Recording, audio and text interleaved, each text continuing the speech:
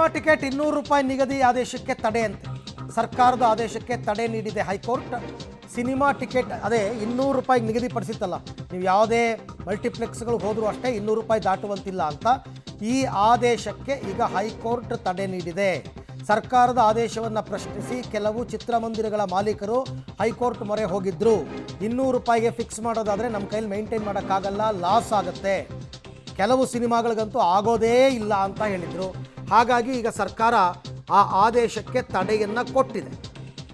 So ₹200 ಆಗಲೇ actually fix ಆಗೋಗಿತ್ತು ಎಲ್ಲ ಕಡೆ. ಮಲ್ಟಿಪ್ಲೆಕ್ಸ್ ಮತ್ತು ಥಿಯೇಟರ್ಗಳಲ್ಲಿ ₹200 ಟಿಕೆಟನ್ನು ಸರ್ಕಾರ ನಿಗದಿ ಮಾಡಿತ್ತು. ಈ ಆದೇಶಕ್ಕೆ ಈಗ ಕೋರ್ಟ್ ತಡೆಯನ್ನು ಕೊಟ್ಟಿದೆ. ಯಾಕೆ ಅಂತಂದರೆ ಹಾಗೆ ಅವರು ವಾದ ಮಾಡಿರ್ತಾರೆ, ವಿಚಾರಗಳನ್ನು ಕೋರ್ಟ್ ಗಮನಕ್ಕೆ ತಂದಿರ್ತಾರೆ.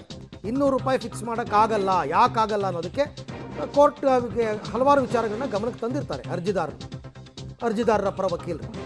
ಹಾಗಾಗಿ ಈಗ ಸರ್ಕಾರದ ಆದೇಶಕ್ಕೆ ಹೈಕೋರ್ಟ್ ತಡೆ ನೀಡಿದೆ.